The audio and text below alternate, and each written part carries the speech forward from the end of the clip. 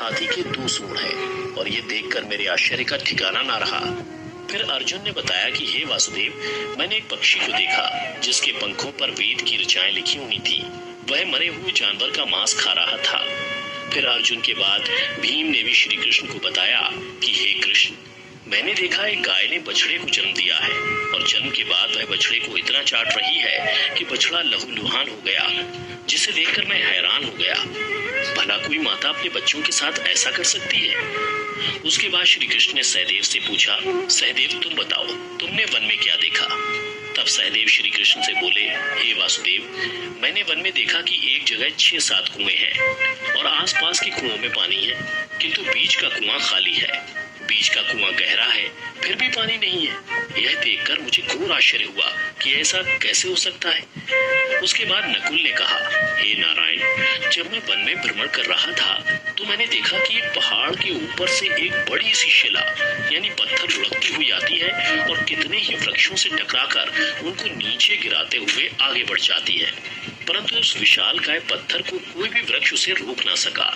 इसके अलावा वह शिला कितनी ही अन्य शिलाओं के साथ टकराई, पर फिर भी वह रुकी नहीं। अंत में एक अत्यंत छोटे पौधे का स्पर्श होते ही वह स्थिर हो गई। फिर युधिष्ठिर श्री कृष्ण से बोले, हे वासुदेव, हम 5 भाइयों ने जो कुछ भी वन में देखा वो आपको बता दिया, कृपया कर इसका अर्थ बताइए। तब श्री कृष्ण ने युधिष्ठिर से कहा, हे धर्मराज, जैसा कि आपने कहा कि आपने 2 सूंड वाला हाथी देखा, जिसका ये अर्थ हुआ कि कलयुग में ऐसे लोगों का राज होगा जो बोलेंगे कुछ, करेंगे कुछ। कलयुग के शासक अपनी प्रजा की सभी तरह से शोषण करेंगे। उनके मन में कुछ और होगा और दिखावे के लिए कुछ और करेंगे। अर्थात कलयुग में शासकों के लिए आम लोगों का कोई महत्व नहीं होगा, तो बस राज करने के लिए शासक होंगे। फिर श्री कृष्ण अर्जुन से बोले, हे धनंजय, जैसा कि तुमने देखा कि एक पक्षी के पंख पर वेद की ऋचाएं लिखी हुई थी, लेकिन वह मरे हुए जानवर का मांस खा रहा था, जिसका अर्थ ये हुआ कि कलयुग में ऐसे लोग होंगे जो बड़े ज्ञानी और ध्यानी कहलाएंगे, किंतु उनके आचरण राक्षसी होंगे। कलयुग में लोग पंडित और विद्वान कहलाएंगे, किंतु यह विचार चलता रहेगा कि कोई मरे और उसकी सारी संपत्ति उसके नाम हो जाए। अर्थात कलयुग के मनुष्य धन और संपत्ति के लोभी होंगे, भले ही उनके पास कितना ही ज्ञान क्यों ना हो। इसके अलावा हे अर्जुन, कलयुग में हर जाति धर्म के प्रमुख पद पर बैठे लोग विचार करेंगे कि कब कोई किसी पद से हटे और हम उस पर विराजमान हो जाए। कलयुग में ऐसे लोगों की संख्या बहुतायत होगी, कोई विरला ही संत पुरुष होगा। अर्जुन के बाद श्री कृष्ण भीम से बोले, हे गदाधर, जैसा कि तुमने देखा कि एक गाय अपने बछड़े को इतना चाटने लगी कि वो बछड़ा लहूलुहान हो गया, अर्थात कलयुग की माता अपनी संतानों पर इतनी ममता बरसाएंगी कि बच्चों को खुद का विकास करने का मौका ही नहीं मिलेगा, जिसके कारण मोह माया में पड़कर वे बर्बाद हो जाएंगे। इसके अलावा किसी का बेटा घर छोड़कर साधु बनेगा तो हजारों व्यक्ति दर्शन करेंगे, किंतु जब मनुष्य का अपना बेटा साधु बनेगा तो रोएंगे कि मेरे बेटे का क्या होगा। इतनी सारी ममता होगी कि उसे मोह माया और परिवार में ही बांध कर रखेंगे और उसका जीवन वहीं खत्म हो जाएगा। अंत में बेचारा अनाथ होकर मरेगा।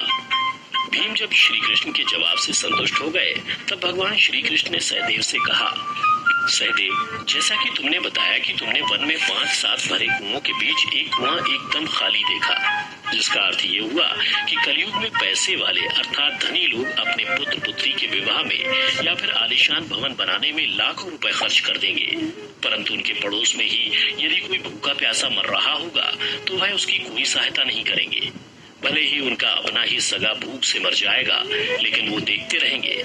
इसके अलावा कलयुग में मनुष्य मदिरा, मांस, भक्षण, सुंदरता और व्यसन में पैसे उड़ा देंगे, किंतु किसी के 2 आंसू पूछने में उनकी रुचि न होगी। हे सहदेव, मेरे कहने का तात्पर्य यह है कि कलयुग में अन्न के भंडार होंगे, लेकिन लोग भूख से मरेंगे। सामने महलों बंगलों में ऐशो आराम चल रहे होंगे, लेकिन पास की झोपड़ी में आदमी भूख से मर जाएगा। एक ही जगह पर असमानता अपने चरम पर होगी।